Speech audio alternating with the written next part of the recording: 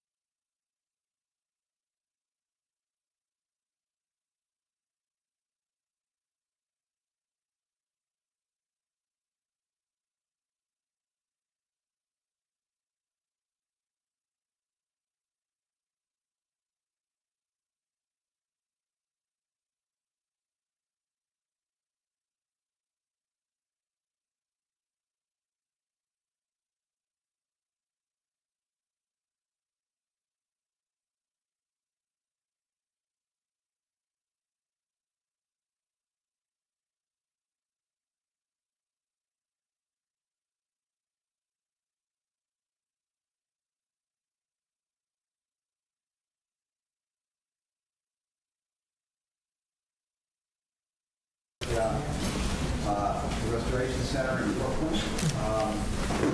Thank you very much for having us here. And in that regard, right at the outset, we have a quorum here of 7. Two other board members are going to join us, I expect, but we can begin because we have 7, and that this way we'll move the meeting along and hopefully get done at a reasonable hour. First of all, I want to acknowledge and thank the people who made this location for us possible. We want very much to be in the communities that we serve and that come to us for assistance. And we will continue with this effort of having evening meetings in locations where people have access to us as much as possible for as long as possible. Next month we will be in the Bronx. Specifically, what's the address again? Going to be at the Mushulu Montefiore Community Center, and that's at... It's on the Cal, is that? Yeah, DeKalb Avenue. Right. And we'll have that address. And that address, thank you, Marcos. That address will be on the website, and we will also publicize our the date and location. It's on November 12th. Thank you. Thanks a lot. Okay, good. And so I wanted to thank the people here at Restoration, particularly Henry Butler, who made this possible. He's the district manager for CB3. Deborah Jones, who is the event director here. Tony Ang and William, I got to read my own writing. William Jackman, right? William Jackson, who did the IT work, because we have a live stream here. Everything is recorded on video and is live streaming right now through our website. In addition, I wanted to thank staff for the hard work of putting this together. Carmela Johnson, Jessica Long, Soren Vadaview, and Shay Seagar. So yeah, I'm learning slowly. So with that, I want to call the meeting to order. And I want to first of all introduce you to Brian Connell, who's the interim executive director, replacing Tracy Canapano Fox, who left us on Monday. In that regard, I also would note that there's a big turnover in this board at this point. 7 people who were previously on this board are no longer on the board, and I'll say something about them in a minute and thank them for their service. But first of all, I want to introduce the new people, and then I think everybody on this panel up here, including myself, will say a little bit about who each of us is, so you know, at least hear our voice and have some sense of where we come from and why we want to be participating in the Civilian Complaint Review Board. My name is Richard Emery. I'm a recently appointed chair, but the new members, just to be clear, are to my left, Professor Deborah Archer, and to my right, Lindsay Eason, and Professor Bennett Capers. There's one more new member who's not present here tonight, Mike O'Connor, and at some point in the future we'll have him at a meeting too, but he apparently is not able to come tonight.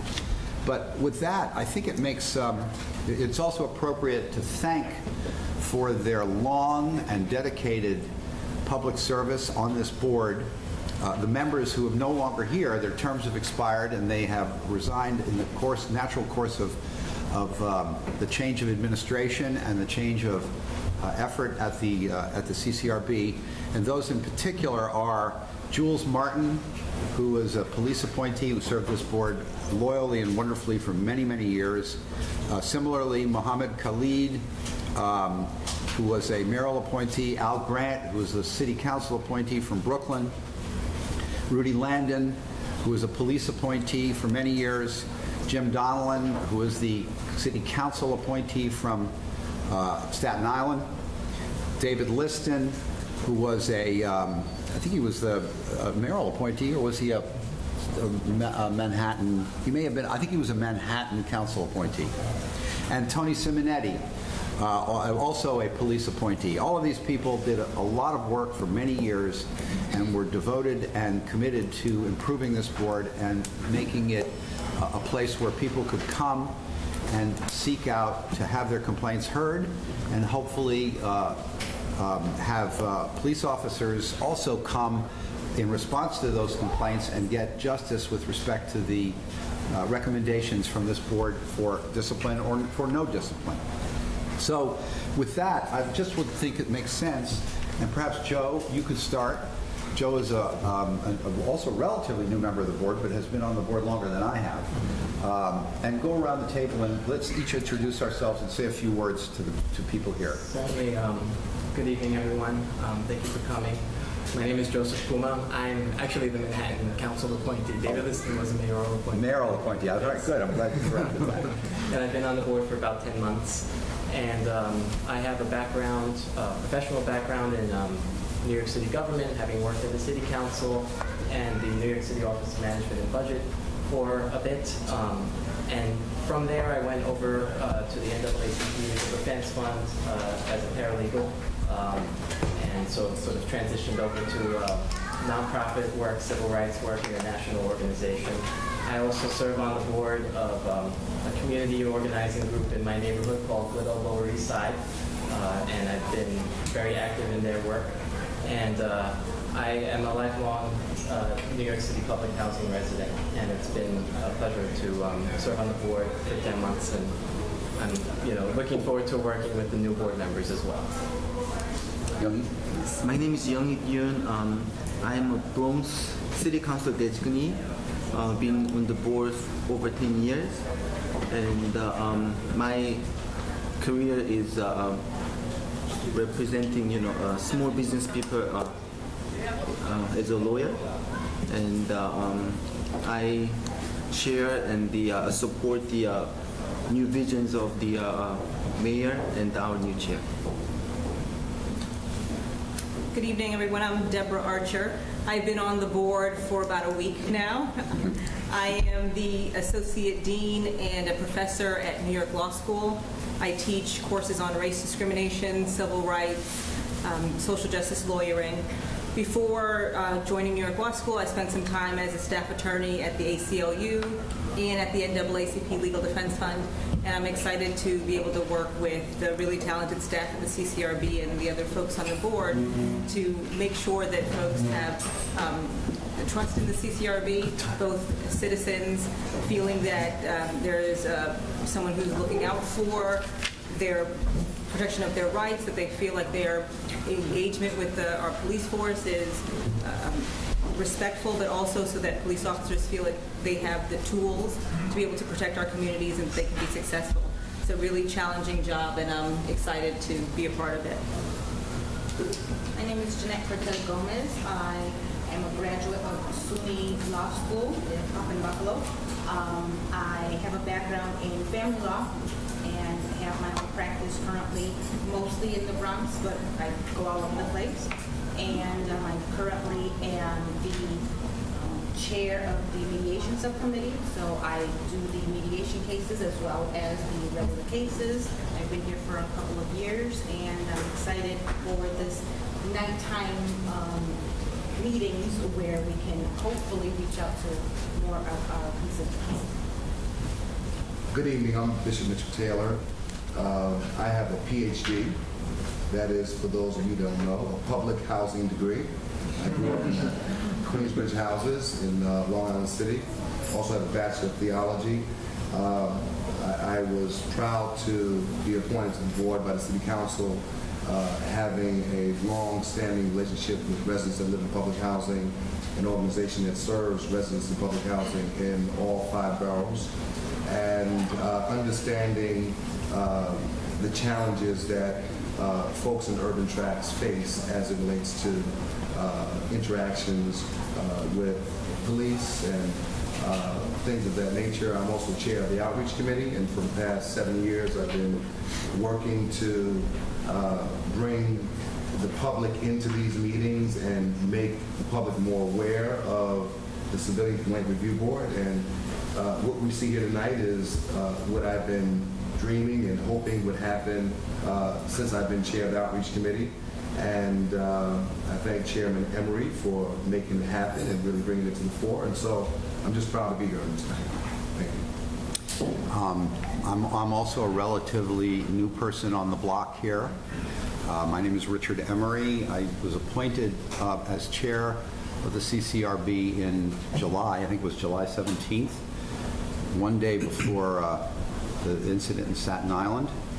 And it's been a very high-profile and interesting couple of months since that appointment.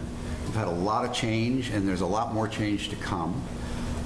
I was asked to do this job by a mayor who wanted to change this agency, just as he wants to change many things in this city, to help people who don't have access to power or government or a lot of economic resources. We want to be sure that we give people in the city across the board access to us, give them fairness in the process, and give them accurate, clear, and hopefully efficient investigations of their complaints, just as police officers deserve fair, accurate, and efficient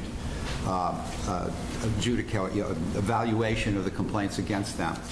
I've spent most of my career litigating in courts, very, very frequently, primarily on behalf of civil rights violations for victims, plaintiffs in civil rights cases. I was a staff attorney in legal services for many years. I was a New York Civil Liberties Union attorney for many years.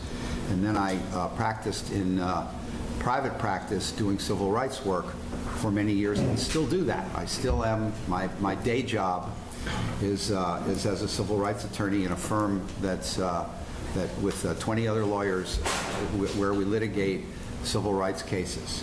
So I feel very privileged after this career of being a civil rights attorney and litigating many, many cases against police officers, against the city, some cases for police officers in some instances. I feel very privileged to be able to commit myself at this juncture in my career to try to do something about the problems in a different way that I faced all the time as a litigator and felt were embedded in the system. And I'd like to try and see whether there's a way that this board can make inroads into the embedded, intrinsic nature of problems in the police force and do it fairly and do it equitably. And that's why I'm here. Brian Connell is our new interim executive director. You should introduce yourself as well. Good evening, everyone. I'm Brian Connell. I think, relatively speaking, I have the longest tenure of anyone at the table. I've been at the agency for 12 years, and prior to that, I was at the Human Resources Administration, HRA, as the Deputy Commissioner for Budget Administration. I'm glad to be given the opportunity to work with the chair, Henry, and the board. I think there's a new vision, and I'm glad to be given the opportunity to make that come to fruition. Thank you. Good evening, everyone. My name is Lindsay Eason. I welcome you to this CCRB board meeting this afternoon. I am also one of the newest members. I was selected as the police appointee. I started October 1st, and I am looking forward to continuing to build that trust between the community and the police department, and doing it by the ways in which the chair just described. I attended John Jay College. I have a degree from there in police studies. I've been in city government since 1973. I was the sheriff of New York City for 8 or 9 years. And during my time as a police officer for 23 years, I've always been curious about the process of CCRB. So now I have a front row seat, and I look forward to keeping the playing field level for the community, our partners, and the police officers. So I am thrilled to be working with my co-board members here, and I look forward to getting started. I will be participating in the comp stat. I have agreed to chair that committee. And we'll talk more about that. We'll talk Yeah. more about that Yeah. now. No, in a few minutes. And the mediation, I'll be working with Bishop Taylor and Outreach, you mean the outreach? outreach. The outreach, exactly. And the mediation, contributing in any way that I can. So I'm thrilled to be here, and I look forward, as I said, to improving that relationship between the police department and the community. Thank you very much. So, good evening. I'm Bennett Capers. I, too, am happy to be here. I'm one of the new board members, so it's been all of a week for 3 of us. We have a lot to learn, and I think we're looking forward to learning and helping any way we can. I'm a professor at Brooklyn Law School, where I teach and write in criminal law, criminal procedure, and evidence. My background is Princeton, Columbia Law School, and I was a federal prosecutor for close to a decade, so that's really my background. And I'm just looking forward to making a difference and doing what I can. Great. Well, as you can see, this board has a lot of energy, and it's exciting with the change, and I think the people who've been here for a while are excited about the change. Well, I get a sense that the people who have been in this board are all excited about the prospects of what we're embarking on with a lot of new ideas, and yet also doing what we do and what we're mandated to do, which is to make judgments about complaints against police officers on a regular and steady basis. Let me just say that we have recently, if any of you have looked at the news media lately, we've issued yesterday a report which was called the choke. It was basically known as the chokehold study. That report was featured in the New York Times today, the Wall Street Journal, several other places. It's been a very important study of the disciplinary process on a broad basis, but particularly is focused on chokeholds. And we are lucky here to have tonight the staff person who is an incredible talent, Marcos Soler, who led the team that wrote that report. And so, Marcos, I just want to recognize you. And then there were who's sitting up front here on the right. And then you tell Brian, tell us the other people who worked on this report so we can recognize them and honor them for this incredibly hard work and excellent product. Yes, there were a number of people that worked very hard on the report, and they are Robert Rodriguez, Roger Smith, Nick Page, Alan Alvarez, Chris Dewar, Lisa Grace Cohen, Dennis McCormick, Sarah Peterson, Alex Okopu, Mercedes Bayonne, Linda Sachs, and Marcus Soler.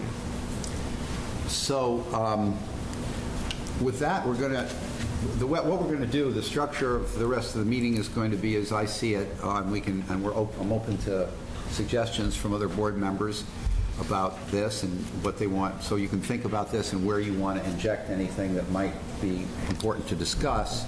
Yeah, we'll do that in a second. I want to hear from Brian on the report from the executive director. We're going to do then committee reports and a little discussion about the committee activities and what we hope to do with the committees. And these are very substantive. These are not just committees for social engagements and future dances or anything. These are committees that are really looking at change, dramatic change within the CCRB and making our processes much more effective. And so we're going to talk about those and some reorganization of those. Then we're going to old business and new business. We're going to talk, and then we're going to have public comment from anyone who wants to get up and talk to us for a bit.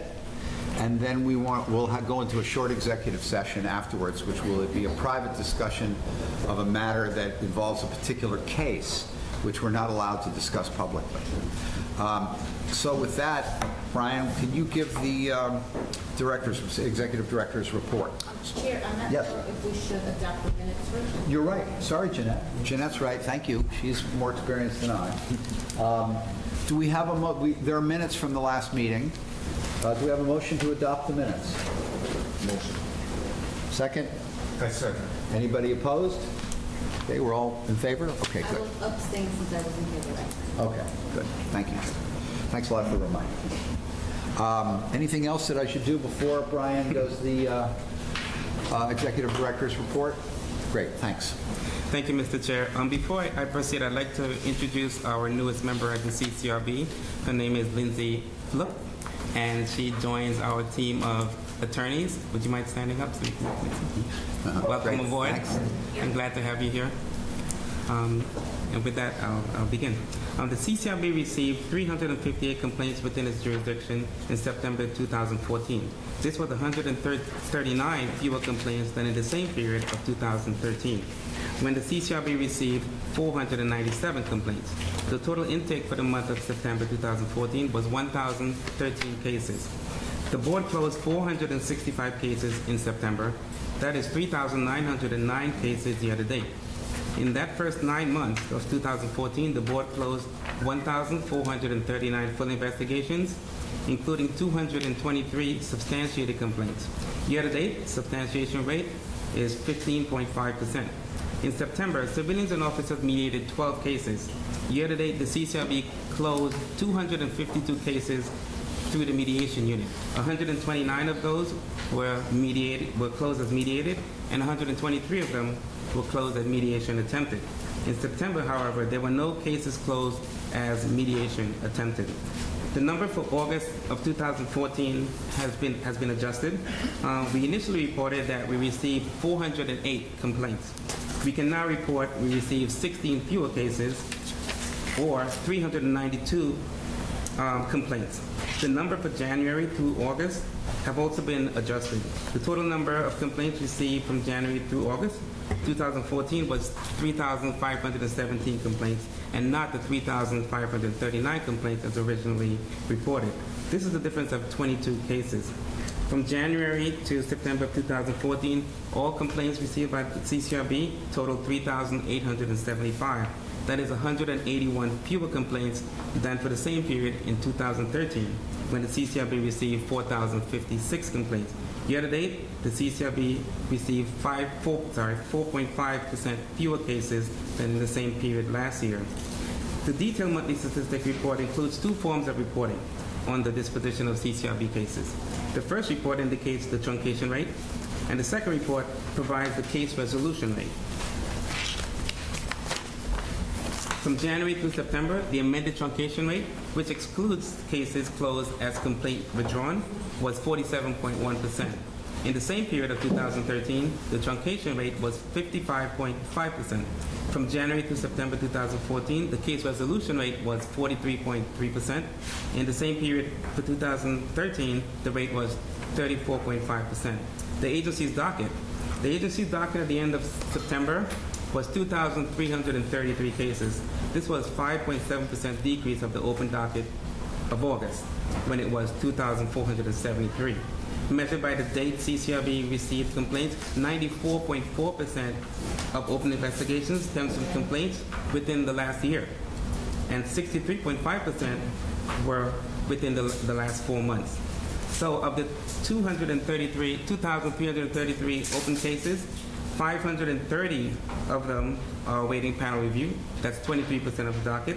1,586 of them are being investigated. That's 68% of the docket. And 217 cases were in the mediation unit, representing 9% of the docket.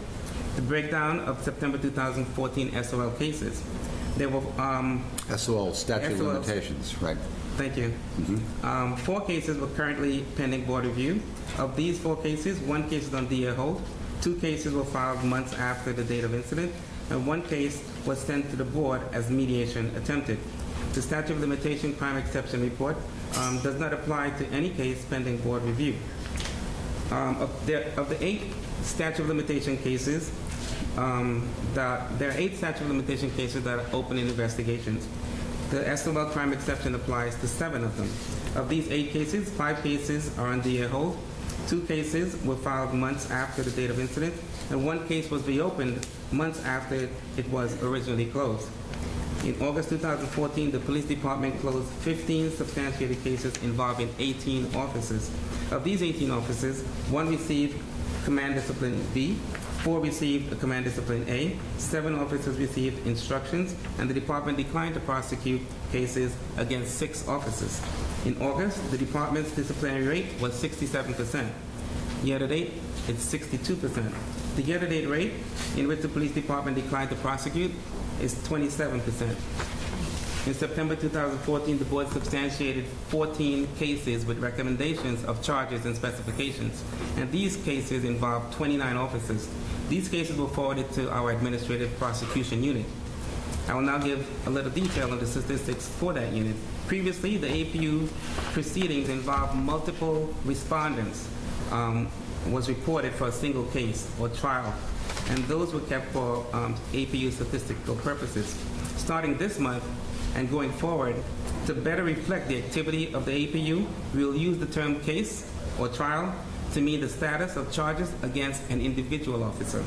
At the end of September, the open docket of the APU was 357 cases. Of these cases, the police commissioner disapproved pleas involving 2 officers, and we are awaiting final disposition of those cases. 32 pleas were entered and awaiting approval by the police commissioner. In 20 cases, the trial verdict was rendered and is awaiting approval by the police commissioner. 20 trials were completed and are awaiting verdict. 13 trials were commenced but not completed. 77 trials were scheduled. 23 cases were calendared for court appearance. In 80 cases, charges have been served and are awaiting their initial court appearances. In 42 cases, charges were filed and are awaiting services. 40 cases are awaiting the filing of charges. We are reporting final dispositions in 4 APU cases. One of those officers pled guilty and accepted a plea of 10 vacation days. The police commissioner rejected the plea, dismissed the charges of which the officer pled guilty, and instead imposed a Schedule B command discipline with a penalty of the forfeiture of 5 vacation days and formalized training. The police officer retained jurisdiction over 5 cases. He notified the CCRB that he does not intend to impose any discipline against 2 of those officers. The other 3 officers, whose cases were retained, are to be disciplined as follows. 1 will receive Schedule A command discipline with formalized training, and 2 will receive formalized training. Charges will not be filed against 1 officer because he retired before charges could be served. Charges against that officer. And that concludes my report. So just for those of you who may not understand the aspect of the statute of limitations, the statute of limitations from the date of an incident is 18 months that we have to prefer charges and then send them over and serve them and send them over to the police department for discipline from the police department or through the APU unit. If cases are in the nature of criminal cases, if the charges we're not seeking criminal charges, we're seeking disciplinary charges, but if they happen to be in the nature of criminal charges, that suspends the statute, and the statute is longer.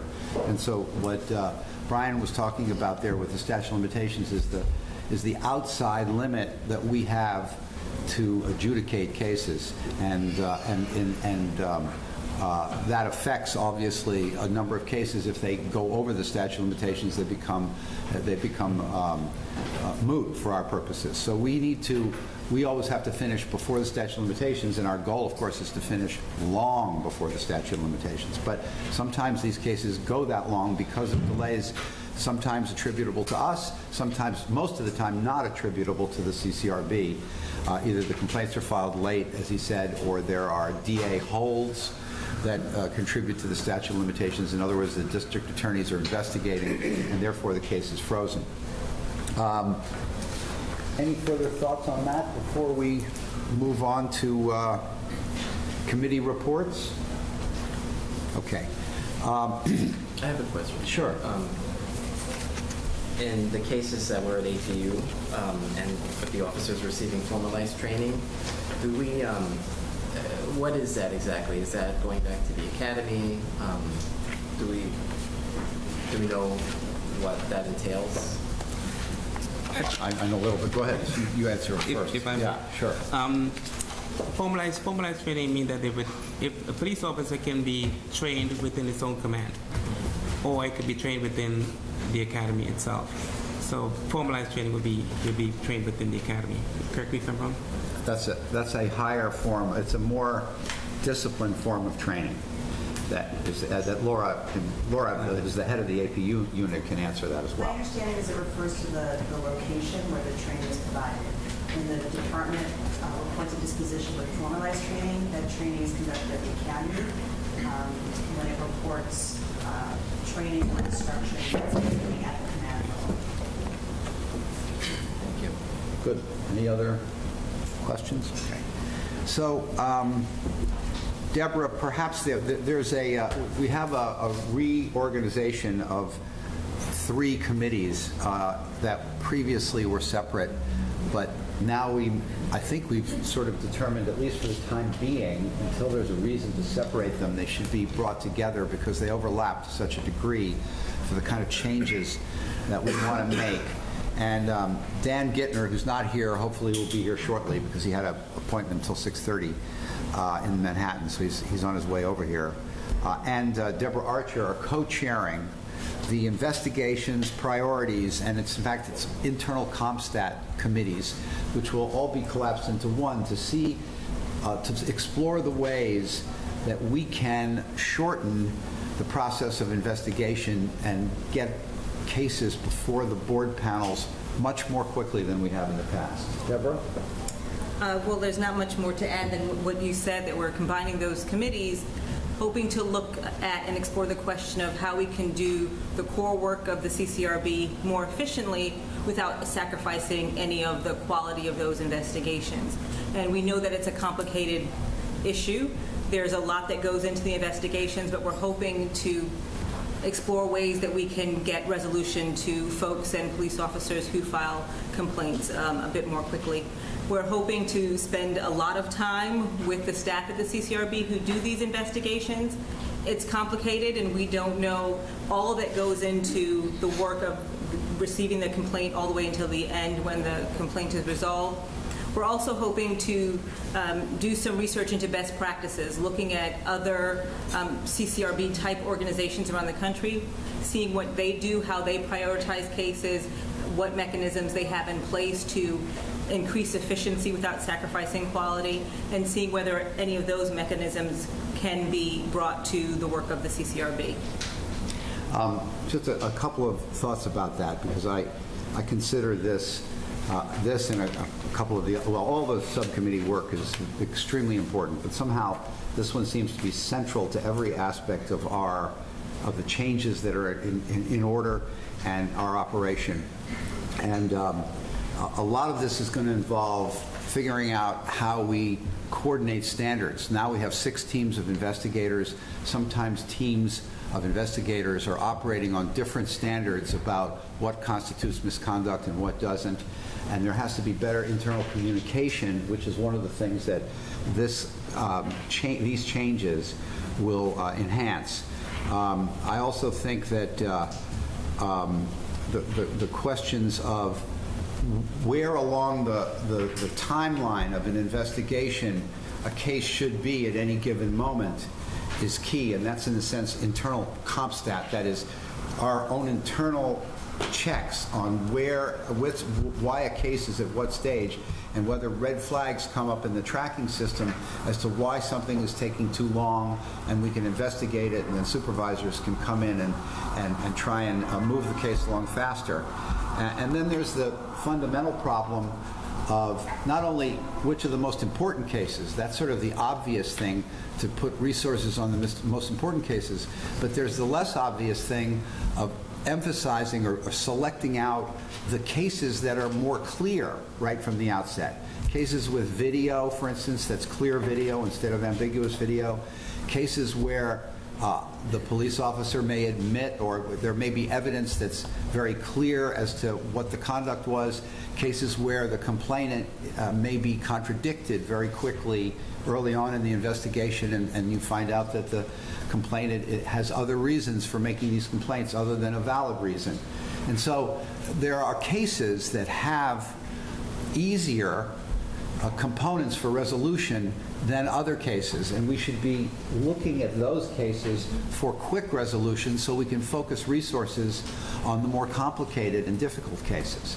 So this is a very interesting and very complicated effort to create efficiencies which do not now exist in what is essentially a first-come, first-served complaint basis, and in which, at least to my experience, the way I read the cases, which are very thoroughly investigated in many cases, but are absolutely clear and simple and shouldn't have involved that many resources to take 9 months to a year to resolve.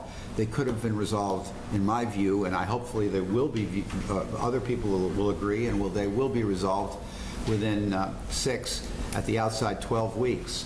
And the goal here is to get cases resolved between 6 and 12 weeks with finished investigation and have panels review very shortly after that time period.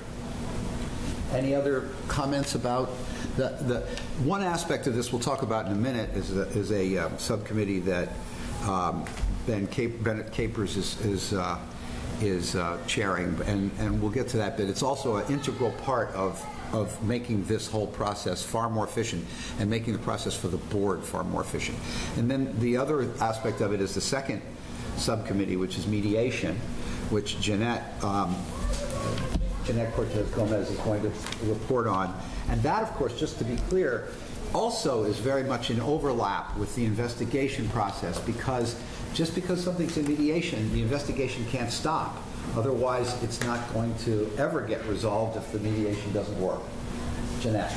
And along with joining with investigations, we also are joining with outreach and intake, because we're hoping to begin more of an emphasis in the beginning of the process at intake with mediation, and letting the complainants know ahead of time what exactly it entails, that it is an option, and hopefully encourage them to even think about it, because even if at the end of the day they're not satisfied, they can continue with the investigation.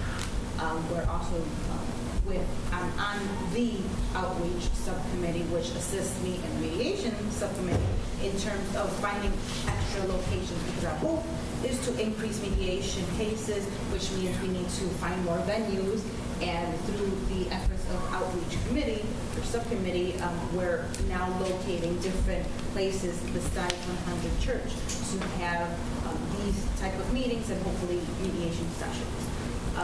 So as to the report, again, our subcommittee is focusing on increasing the number of successfully mediated cases. We are doing this keeping in mind that it is a voluntary process on both sides, but hopeful that this can be a viable option to resolve some of these cases. We are going to be reviewing the list of allegations currently which are not eligible for mediation. There are a list of mediation eligible and not mediation eligible. So we will be relatively soon, hopefully within the next 2 weeks. Unfortunately, we did lose 2 of our board members that were on the mediation subcommittee.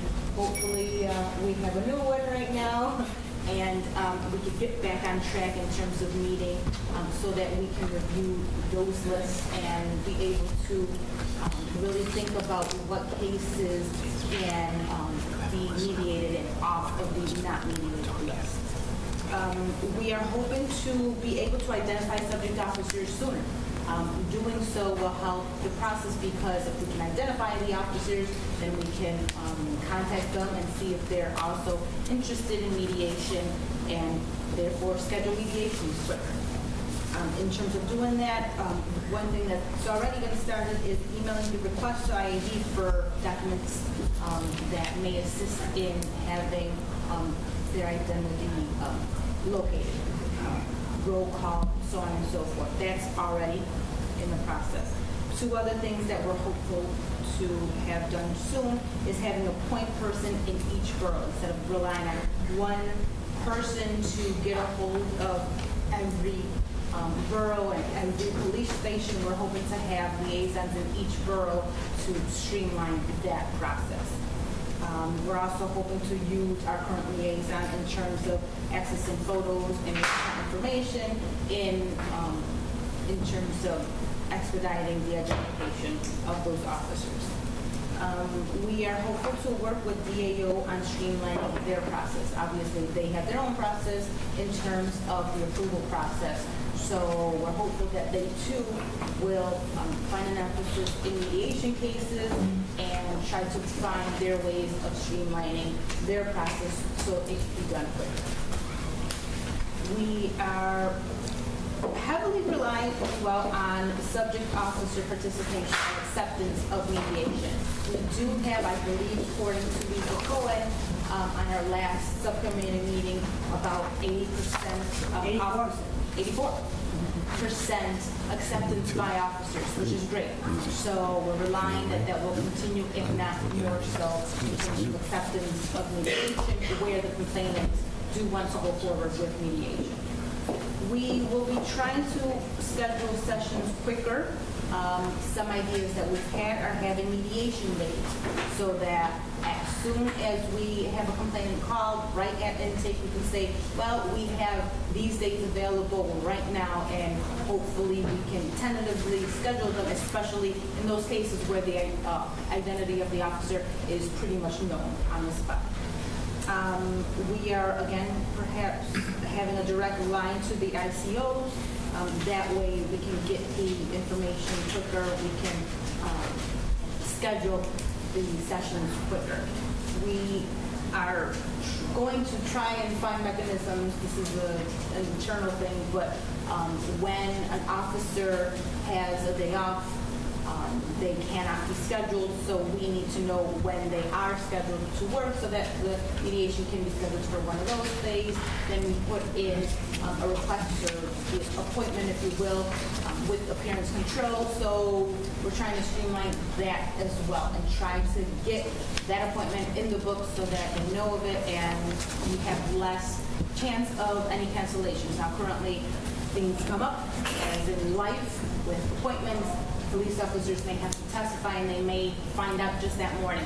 That we can't help, but in terms of the situations that can be helped, we're trying to avoid those type of cancellations.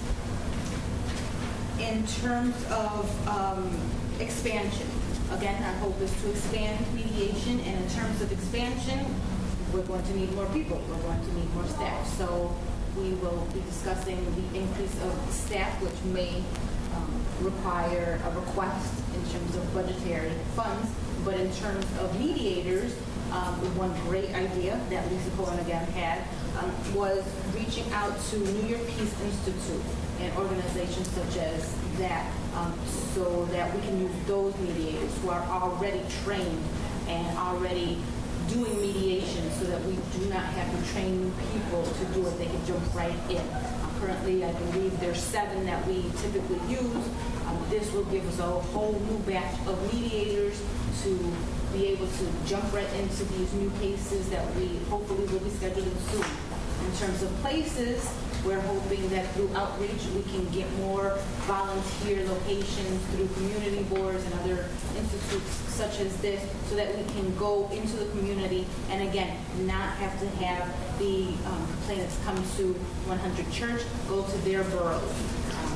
That combined with mediation days, we're hoping to get to more people, and with that being available, have more complainants actually want to do mediations and volunteer and agree to do so and go forward. And for now, that's it in terms of the report. We obviously have a lot of work to do. There's a lot of pieces to this, so we need to be in contact with different organizations, different parts of internally, as well as the police department, and we're hopeful that everyone will work towards the same goal. I have any questions? I have a couple things I wanted to mention about mediation that I think are important to the board. First of all, Jeanette, last night, Roger and I met with our sanctions committee, which I'll report on shortly, but one of the things that came out of this was something tangential to that, which was IAB is willing, they can identify officers much more quickly than we can. They don't have to go through the photograph process. They just call a precinct commander or a commander of a particular unit and say, who was there at that time on that job? And they get the information immediately.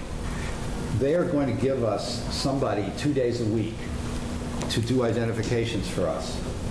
And so the mediation process for identifying officers and the investigation process for identifying officers hopefully is going to be much faster than it has been. One of the big stumbling blocks in our investigations and mediations has been this process where officers aren't completely identified immediately.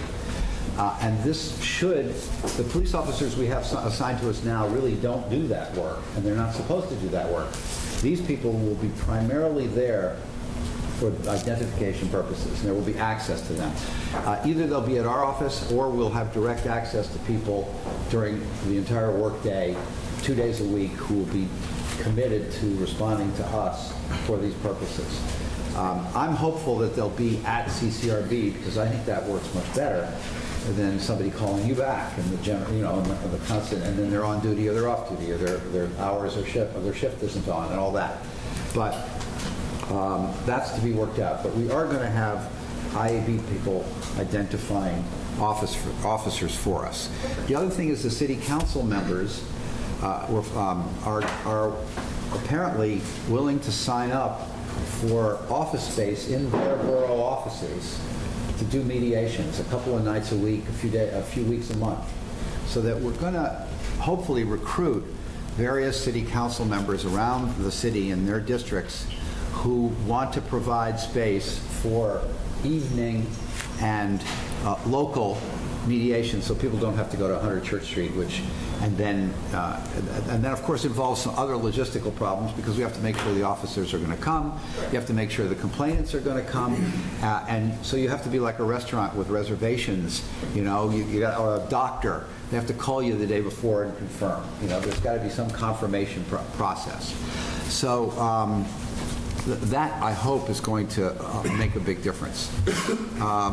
So those are two things that seem to be developing favorably to mediation. And the other thing I wanted to bring up with the board, the third thing, is that for reasons that I don't quite understand, because I don't know the history of it and I wasn't here, some of you do, there has been a process which I view, at least initially, and I'm open to understanding why it's necessary, I view it as unnecessary, at this juncture at least. And that is that a board committee has to approve cases for mediation. It often takes 4 to 6 weeks for that to happen, and it's just a gap in time, which seems to me to be totally unnecessary. I think there may be a role for a board to play with respect to certain categories of cases that are dicey or problematic, but I think the presumption should be that if a case is ripe for mediation because there's no criminal prosecution or because there's no lawsuit with a lawyer telling a complainant that they shouldn't go to mediation, it should be presumptively in mediation unless there's some reason for it not to be. So I'd really appreciate it, Jeanette, if your subcommittee would bring to the board a motion that is crafted to minimize board approval process. I'm not saying eliminate it, because I'm not sure of I don't know all of the parameters or variables that militate for having board input into particular cases of mediation. But I haven't heard any convincing reasons yet why a particular case should go to a board before it is subject to mediation. And so I would like very much to eliminate that to the greatest extent possible, and I think the mediation subcommittee is a proper place to evaluate that possibility. So maybe at the next meeting we can have some, or have discussions in between, and the subcommittee have some, and with Lisa guiding us on where it would be appropriate, where we can eliminate that obstacle in the mediation process. Great. Next is our perhaps poorly named, although I kind of like it, COPSTAT committee. The idea here is to make available to the public and the police department patterns of complaints throughout the city on a map. And Lindsay Eason has kindly and generously agreed to step into this, and Joe Puma's on that committee as well. If other board members want to join that committee, there's certainly a space for at least one more. But Lindsay, why don't you tell us all the things that we're going to do and how we're going to solve all the problems of finding out exactly where everything happens. I don't want to keep the community here all night with that, but I will say we are looking to, I will be looking at the cases. It is a data-driven process, and we're trying to streamline it, where we can to expedite the cases, getting to their resolutions. That's my objective. Early on, I have not looked over any of the procedures at this time, but when I do, I hope to have a more extensive report for the community the next time that we meet.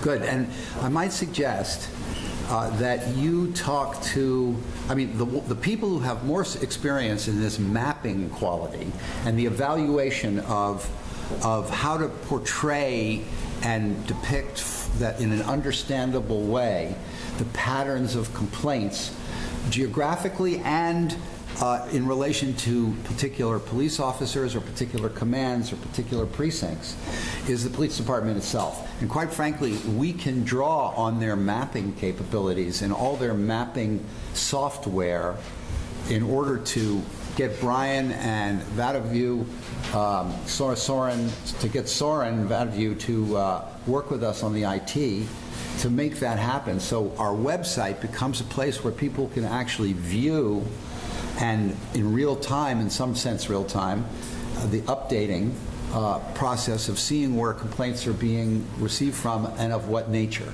Absolutely. There's no need to reinvent the wheel. So right. I definitely embrace that idea.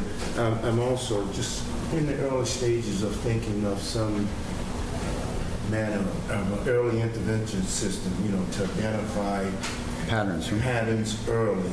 Early warning systems. Early warning systems. Great. And to intervene also. Well, Marcos is critical to that. So you and Marcos really have to work together on figuring out how to do the right queries into the complaints as they come in, to think of ways to detect, to mine the data. Yes. So that early warnings on particular patterns or particular things that we're seeing crop up.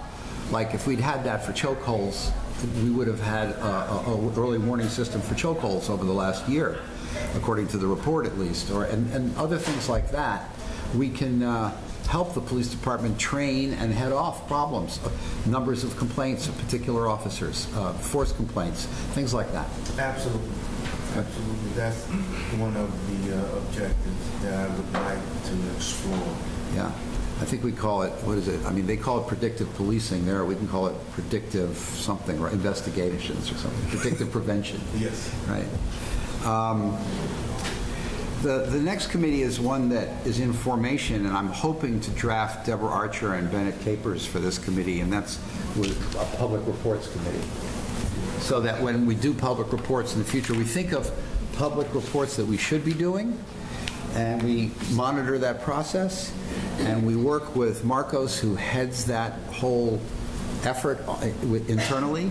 I think we communicate and collaborate with the Inspector General's office where appropriate, and we start to think of ideas of what kind of public reports of the quality and nature of the chokehold report that we can do in the future as a board. But I think the subcommittee should think of that not only in response to editing and the like, but really think about where we want to go and what the focus ought to be. And we ought to be, and the three of us, and with Marcos, I'd like to be very much involved in that and think about where we should be focusing our efforts so that we can get ahead of issues. Bless you. We can get ahead of issues and warn the community and the police department with this data that we have, which is so valuable and that has never really been evaluated in any way effectively prior to this chokehold report. So you guys will? Sure. Okay, great. I put you on the spot here. You can't say no. We've already said yes. All right. 2 okay, days good. ago, so. All right, good. I'll just report on what I call the Sanctions Committee. It sort of folds into, and it will involve APU much more than it does now. I'll just give a very brief report because we're working with the police department so that the results of our board panel rulings on particular cases, particularly in substantiated cases, where we make recommendations about what type of misconduct we see and what kind of penalties we are recommending that the police department impose, that whole process for our CCRB is on the same page with the police department process. And we're in very interesting, Roger Smith and I are in very interesting, deep, difficult meetings with them because we're challenging a lot of their assumptions about how misconduct ought to be punished or responded to. That process is ongoing, and I quite frankly think it's extraordinarily fruitful, and that we're going to see a new paradigm, a new matrix, actually, of what you might call sentencing guidelines, is what I hope, where we know when we make a substantiation and make a recommendation that because of the nature of the offense, of the misconduct, we know that when we make that recommendation, the police department is going to agree with that recommendation within certain parameters, perhaps, but basically they're going to agree. We're going to set up a matrix where they agree with the basic recommendation that we make about discipline. They'll have some flexibility to work within that, but not nearly as much as they do now, where they are either declining to prosecute altogether or vacating it and just putting in instructions and essentially backhanding our process and saying that the CCRB recommendation isn't worth the paper it's written on. That has to stop. That was in the 40-50% range in the 2007, 2008, 2009 area, and lately it's been in the 20% range. That has to be, for us to be a viable entity and for them to take us seriously, which is the whole point here, that has to be in the single digits or below. I mean, right down in the between 1% and 5%. We shouldn't be varying. The recommendations should be respected that come out of this agency, and we're working hard on that. The other issue that's interesting that came up that I think is actually kind of controversial, which I would like to discuss with the board, is that apparently our processes, as well as the police, the police disciplinary processes, recognize as a legal right police officers to be seriously and insultingly discourteous to citizens when it's a so-called stressful situation. They're allowed, and it's recognized that they're allowed to abandon their professionalism, supposedly under the rubric of taking control of a situation that's pressured or stressful. This has been recognized in a number of cases at the trial room, and I find it very degrading of the police function and certainly not particularly supportive of police community relations. I also know that this new police department is trying very hard to eliminate discourtesy and to work on training to avoid discourtesy. And I just think we ought to be thinking as a board about ways that we can address that and not letting our investigators, and I think all of you will see this when you start reading reports. Joe and I saw it in a couple of the reports that we were on a panel with last month, where our own investigators are saying unfounded, or not unfounded, they're saying exonerated. They're exonerating police officers who use terribly foul and insulting language during the course of either an arrest or a confrontation because it is supposedly a stressful situation. To me, that does not fly. I have a problem with that, and I'd just love to understand. I understand that it's real life and that people get emotional and that it's hard to prevent them from getting emotional. But at the same time, I don't think it should be sanctioned as something that's appropriate under any situation, and that it degrades the professionalism of the interaction. Because it's a professional interaction. It's not a personal interaction. And there's no place, in my view, for discourtesy. So I just put that out there because it struck me, along with one other thing, which is in some ways the opposite.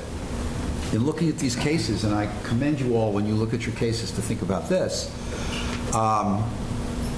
there were a number of cases, and one in particular, where a police officer did something that was extraordinarily upstanding and showed a great deal of integrity.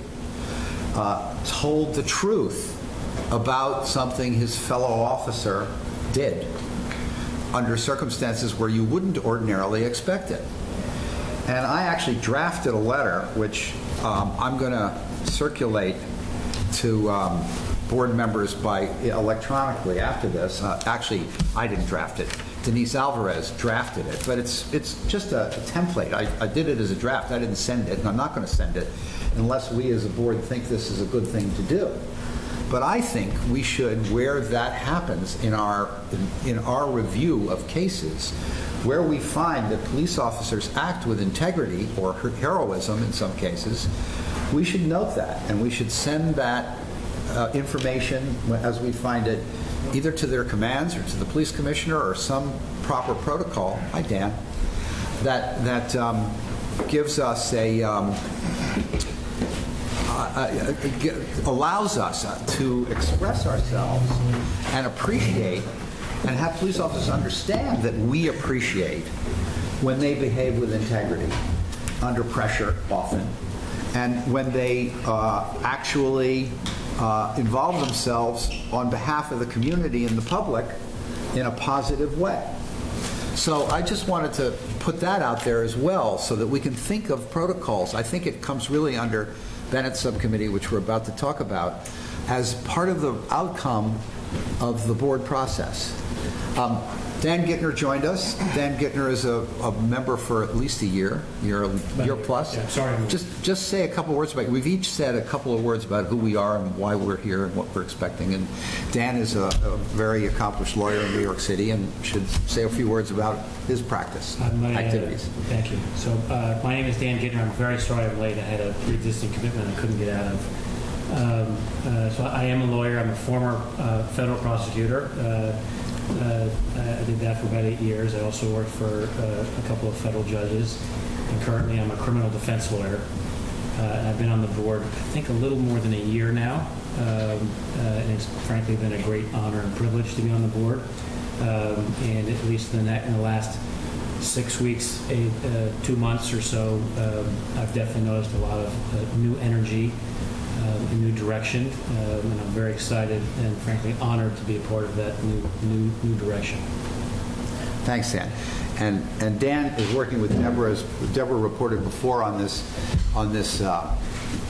subcommittee that's looking at priorities, investigations. We folded internal CompStat into that because we're trying to bring all the investigations under control.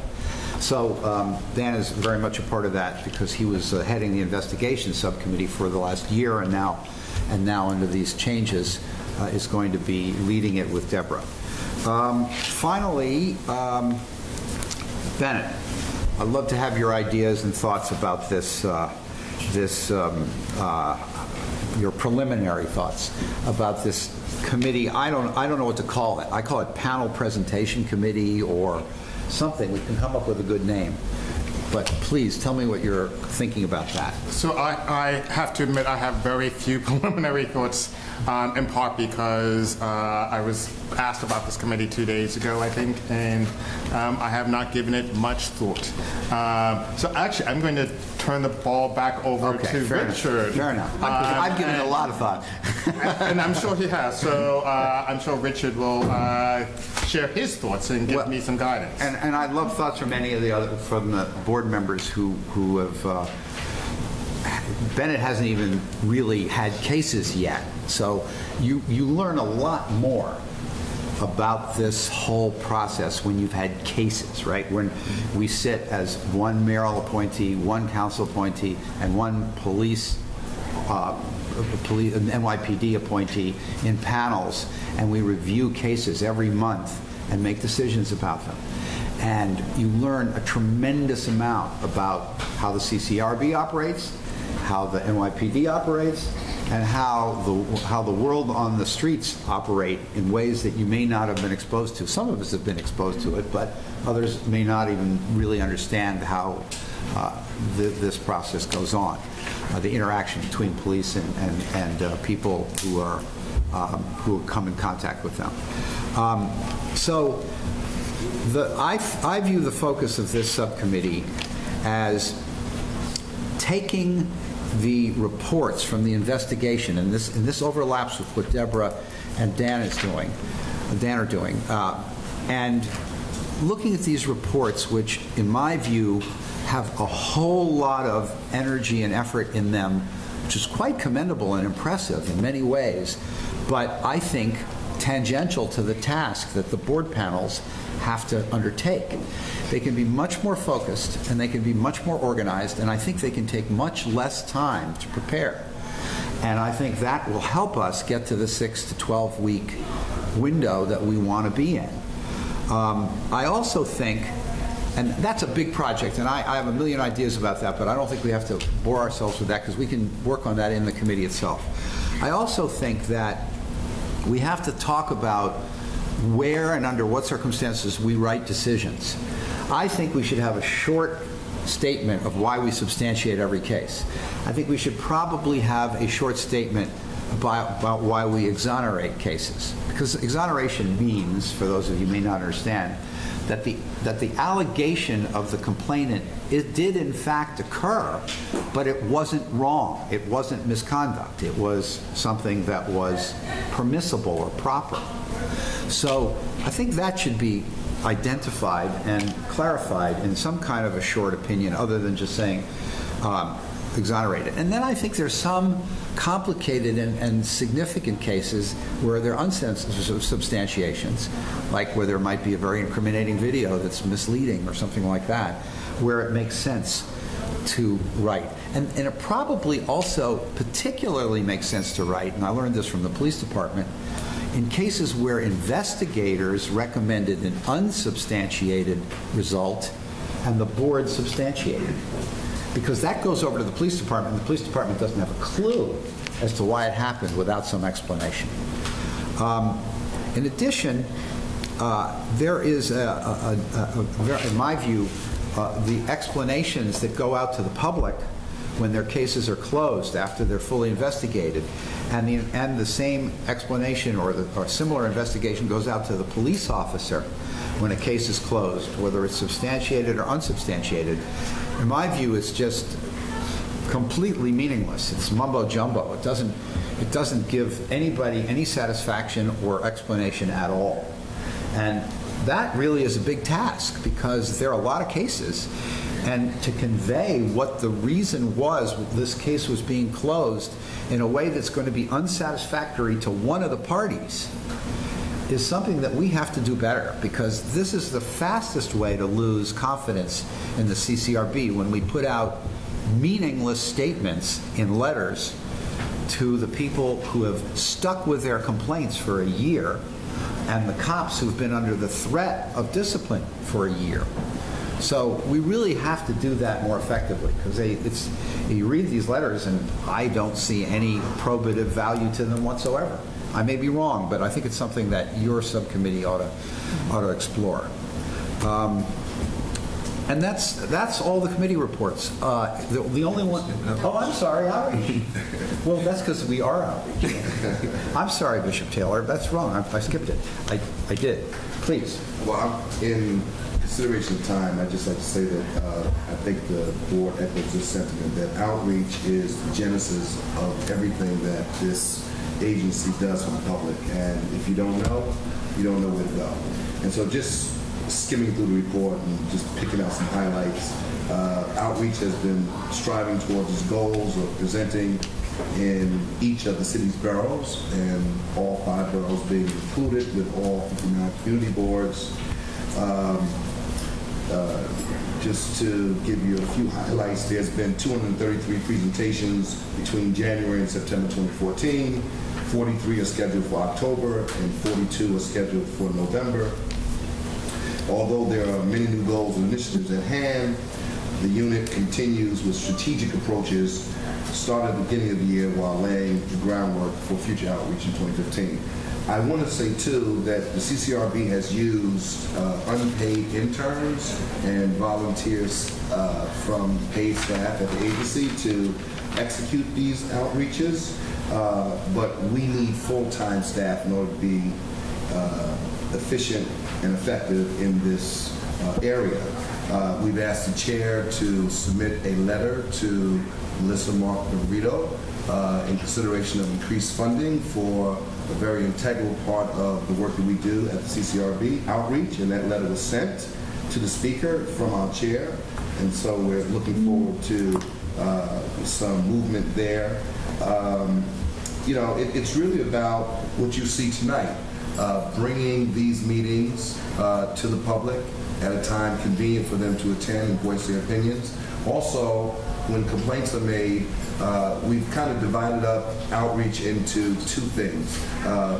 Doing outreach presentations, but also having what we call on-demand, so that we'll have, like the chair said earlier, a litany of city council offices or appropriate places where people, when they make the complaint initially, they can have an on-demand site available to them, so they don't have to be inconvenienced to come down to 100 Church to make this complaint, but there may be a site near to their home where they can come in and make that complaint at a time more convenient to them.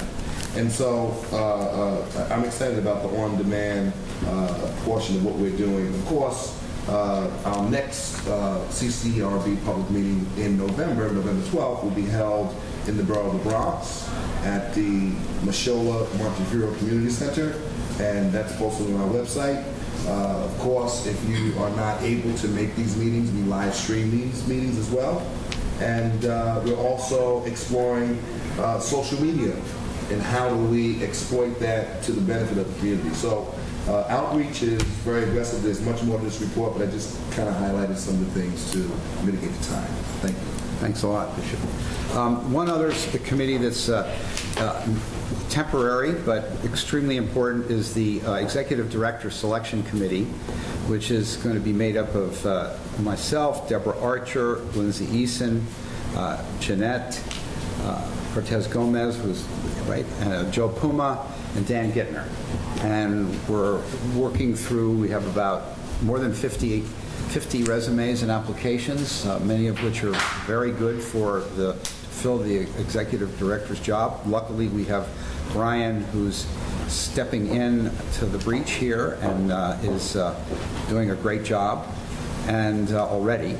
And so we're going to have the luxury of being able to really find somebody terrific moving forward, whoever that may be, and be able to operate very well in the meantime while that process occurs. We're having our first meeting tomorrow, and we're going to be meeting shortly after that to start interviewing people quickly. Any further questions? There's new and old business on the agenda. Any new and old business before we take public comment? Okay. We have some people who signed up to speak. We probably should have some time limits on this, but I'll be as generous as I can. We start with, let's see, this is the first page, right? Yeah. Mm-hmm. Yep. Okay. Jacob Heilman is the first person. No, sorry. Adrian Hopkins is the first person. That's great. Thanks. Adrian Hopkins is, are you here? I'm here. Good, great. Please come and talk to us. Hi, good evening. Thank you for the opportunity to invite the public out. I'll make sure that my comments are concise, so I've written them. Thank you. My name is Adrian Hopkins. Hello to everyone. I'm the Director of Strategy at a design and technology firm called Bureau Blank. And I'm here because our team, in getting caught up to speed with the CCRB and the work that you do, we see a great opportunity for the board to use technology to accomplish the goals of fairness and accuracy and efficiency that you laid out, Chairman, at the top of the meeting today. We want to make ourselves available to the board for insight and solutions such as databases for tracking the complaint process, both for the officers and for the civilians, the kind of mapping that you talked about, and then also, ultimately building something and making your site useful for people to use. One of the things that we find in our work very often is that the priority is placed on having something exist, but we have to think about what is the most useful experience for any of the people that we want to have use these particular solutions. We have extensive experience with the city, including with the Department of Consumer Affairs, and also with the community, including having worked with Bishop Taylor in the past. You just said you're really good. We appreciate the endorsement. Ultimately, we're confident that we can use what we know best to be useful to the board and ultimately contribute to improving the quality of life for all the citizens of New York. Whether they're making complaints or whether they're receiving complaints, we want to make sure that we're using what we use best, what we know best, to make one city that's useful and beneficial for everyone. Well, that's very interesting, and I would just say that I'd love it if you went to our website and sent us a critique, evaluation, whatever you want to call it, proposals of ideas, and then we can talk and go beyond that and figure out what is viable and what isn't. The city has all kinds of very restrictive and demanding processes for getting any vendor. But that's not to say for a second that somebody who is enterprising and who attempts to make a difference by being specific about what we need and how we could do it better won't have a substantial opportunity to do something on that regard with the agency. We certainly would welcome any thoughts and particular ideas that you have about our processes. Well, we have them and we'll share them. So Right. Thank you for the opportunity, and we'll connect with you, Bishop, after this to figure out the best path for doing that. Thanks a lot. So, thank you very much. Can you Appreciate repeat the name of your organization? Our firm is Bureau Blank, so it's Bureau like the Federal Bureau of Investigation, and blank like fill in the blank. And my name is Adrian Hopkins, ADRIAN HOPKINS. Thank you. Thank you very much. Thanks a lot. Jamar, is it Jamar? Jasmar Trujillo. Thank you.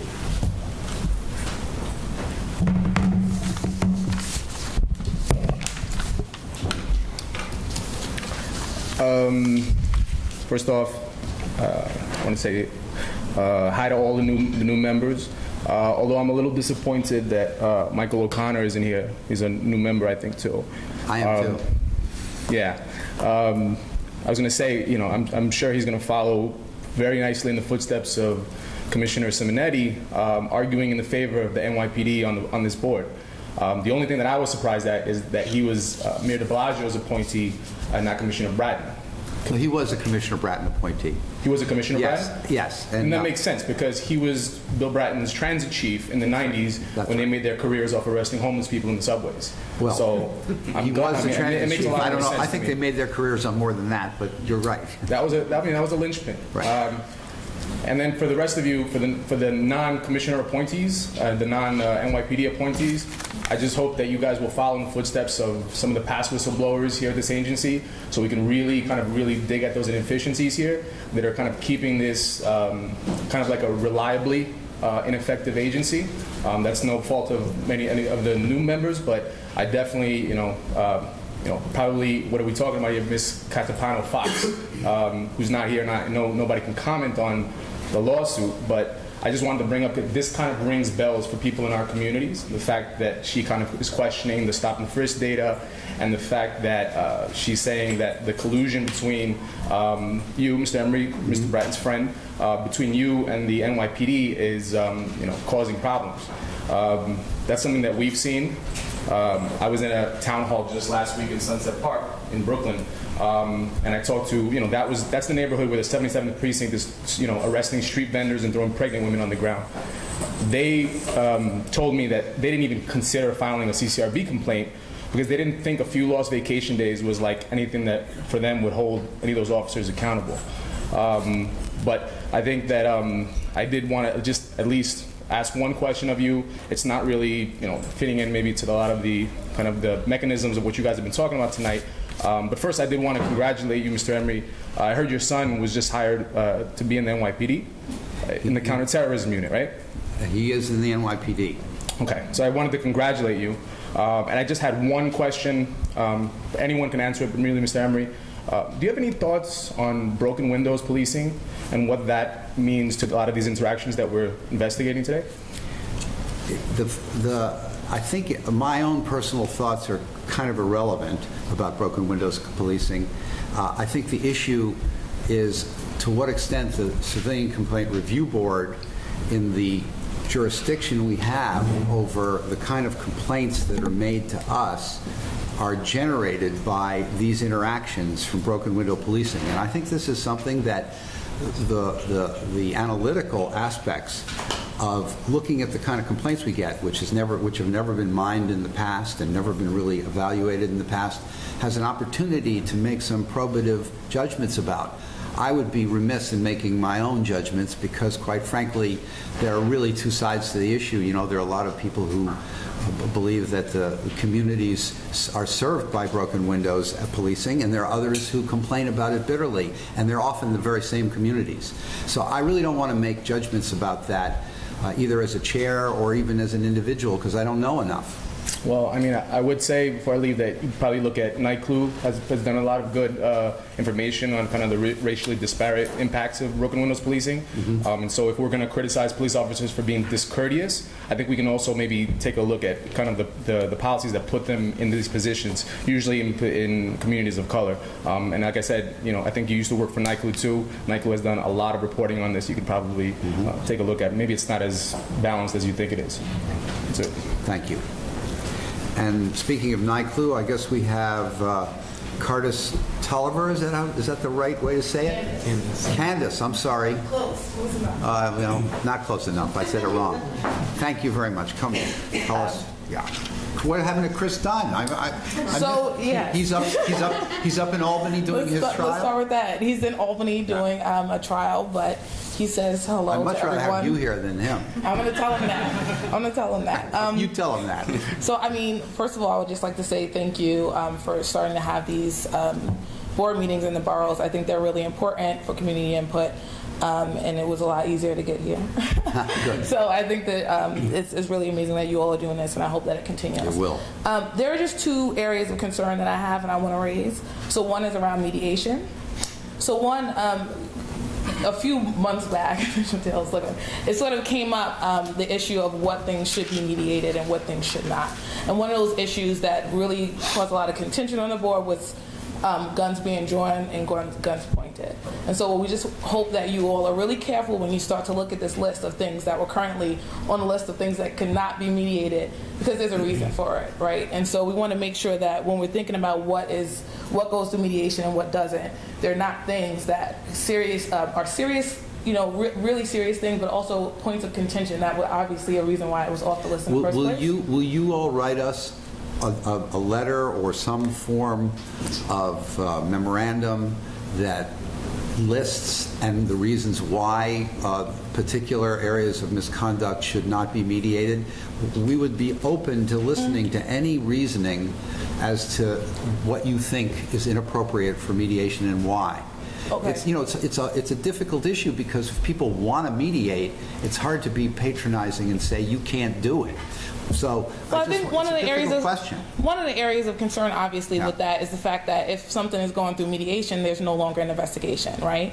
And so we would want to say that anytime an officer is drawing his gun or his or her gun, there should be an investigation, regardless of whether or not it goes to mediation. Mm-hmm. And so that's obviously one of the early points for us to be concerned about whether or not something is going through mediation and the seriousness of the complaint. And so that is one thing that we should think about, period, when we think about mediation. The fact that if it is mediated, and especially whether it's successful or not, I'm not sure whether or not there's an investigation. But we know that once, if it's going through mediation, that it's not going to be investigated. And so we should be thinking about the seriousness of the complaints and whether or not, we're going to allow that to go through mediation. Or maybe there's another component where we say, regardless of whether or not it goes to mediation, we'll still do an investigation. So I don't know if that's doubling the work, but if so, then maybe we should think about what goes on that list of things that won't that can be mediated. May I ask a question?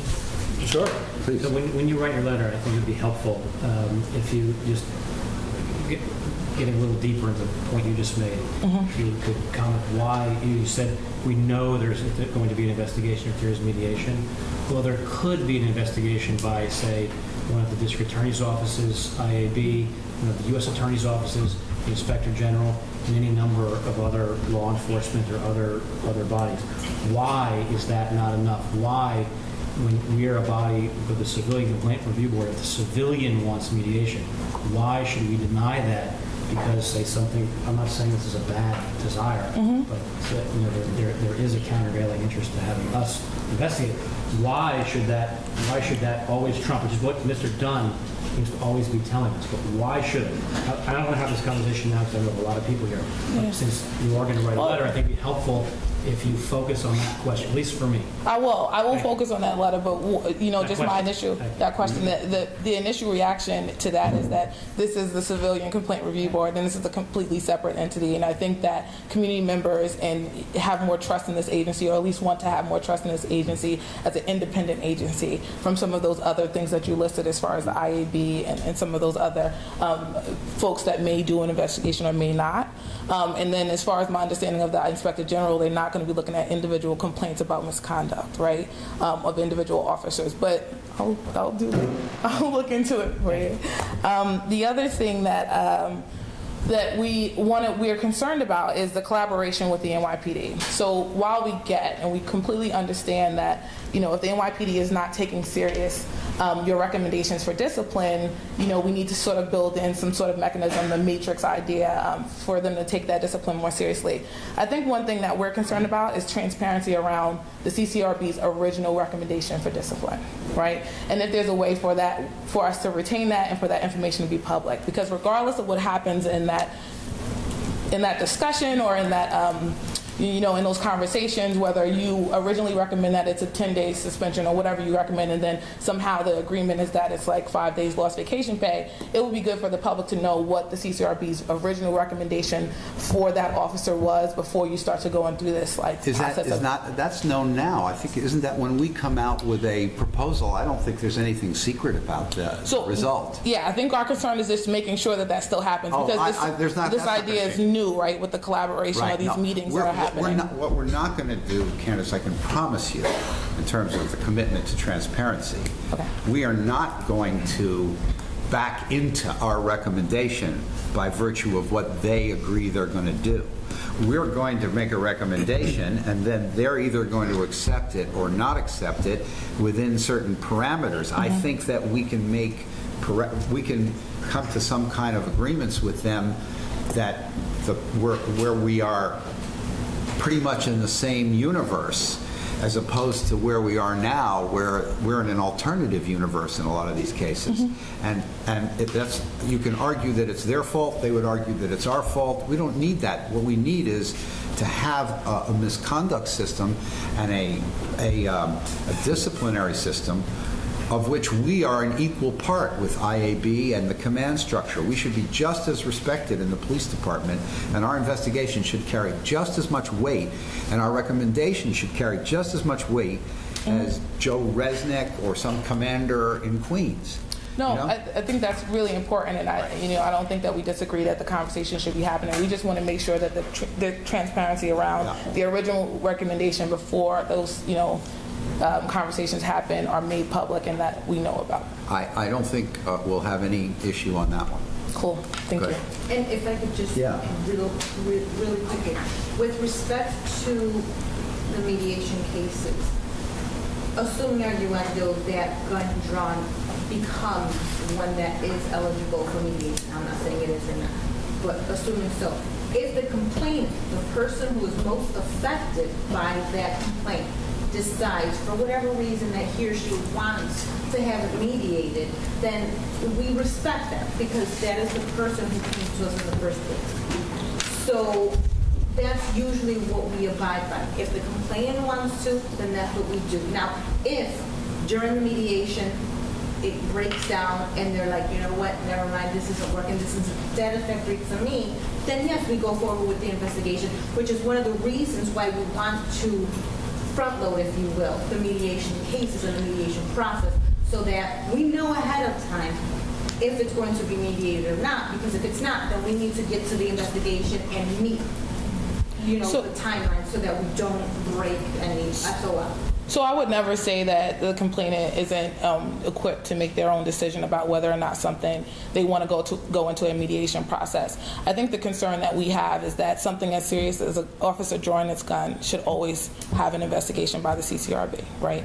I don't think it's about whether or not we think the mediation process is going to be successful. It's about the police activity in the first place and how serious it is. So that's the concern, not whether or not the person who's requesting mediation is equipped to make that decision. And I believe that's what Dan mentioned is just because it's our agency with our complainant, it may go to mediation. That doesn't mean it's not being investigated as something serious somewhere else. Well, but I think that's the sort of my response to that earlier was that this is a different agency, and this is an agency that is completely separate from any other police department agency. And so we would hope that you all would do an investigation and not just leave it up to the IAB for something as serious as that. Let me say something about that because I think there are two things, one of which you said earlier. I think that given the way that we would like in an ideal world, I'm not sure, I hope it's doable, to construct the process, the investigation is going to go on parallel to the mediation and right from the beginning, because otherwise the mediation can circumscribe or can freeze the process, and will get much too long. It'll draw it out wherever there's a mediation. We want to have more mediation, not less, and so we don't want more cases drawn out. But the one thing that probably will not happen, just so we're clear about this, I don't want to mislead you in that regard, is that everything probably will be done in terms of the investigation except the police officer interview. Because the reality is that the mediation for the police officer, from the police officer's point of view, his or her incentive is not to be interviewed at the CCRB, on the record. That's one of the main reasons they want to mediate, because they can get out of that whole problem and get this thing resolved quickly without having to come down there. Because almost 90% of them are unsubbed anyway, so they can go through the process and get it unsubbed. But if it's a mediated case, it just goes away for them, and that's a big incentive for the police officer. So I suspect that the way this might well end up is that there'll be very serious investigations.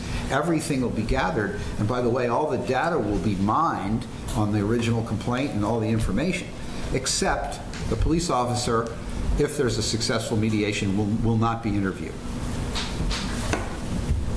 Okay.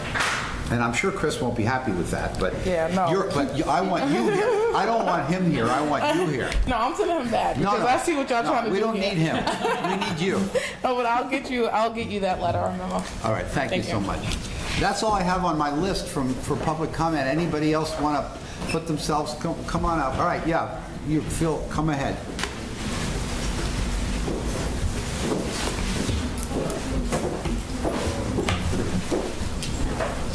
Some very reputable New Yorkers declared de Blasio will not be reelected to a second term. Recent previous chairmen indicated police deliberately milk the clock, statute of limitations. Police rush in after time expired, claiming time expired. I'd like to commend you on the observance of the proviso if proven in a court of law.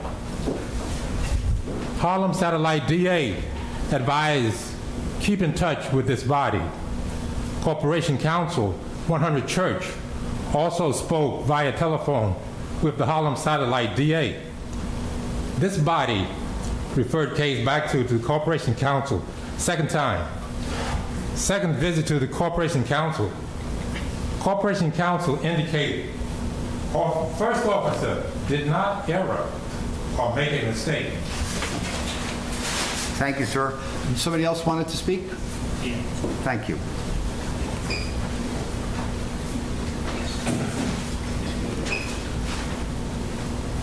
Good evening, everybody. What's your name? Christian Covington. I just wanted to come tonight because I saw some comments you made in the paper about the legitimacy of this board in the eyes of the public and ways to make it more respected. And I had a couple of comments about that because my sense is that the reason why it lacks legitimacy in the eyes of a lot of people in the public is because this is a complaint review board, which is part of a disciplinary process which is not transparent, which is opaque, and it lacks any accountability. When decisions go to the trial room, nobody knows what happens. They don't get published. And there's no sense of finality or what is going on. And I had thought that one way to address this would be, well, you actually kind of touched on it because you spoke about guidelines, and I thought that the board should start the process of promulgating guidelines in terms of what, categorizing the activity, but also categorizing the discipline that needs to be meted out.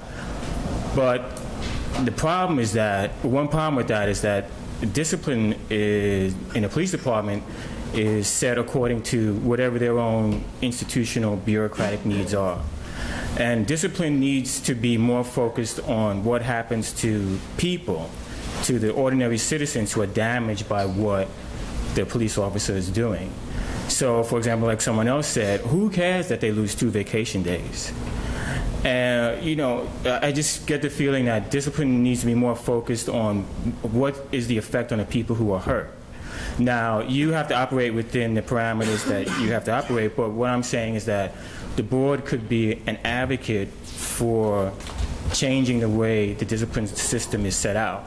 Because, and that's actually the second comment I wanted to make, well, kind of the second comment, that, yes, this is a review board, but it's also the, you are an ordinary citizen's institutional advocate for their needs against the police department. The police department, they have a very, they have a lot of weight, institutional weight, so that when they say people file complaints and the attitude is that they're just a bunch of liars who are criminals anyway, who are just trying to get police officers in trouble. And the board needs to bring their weight to counteract that. And one way is to be that sort of advocate for the needs of ordinary people. And I really feel it needs to, you have the role as a review board, but it's also another role that can really speak for people. And the other comment I wanted to make was about the advocating for the transparency of results in the trial room.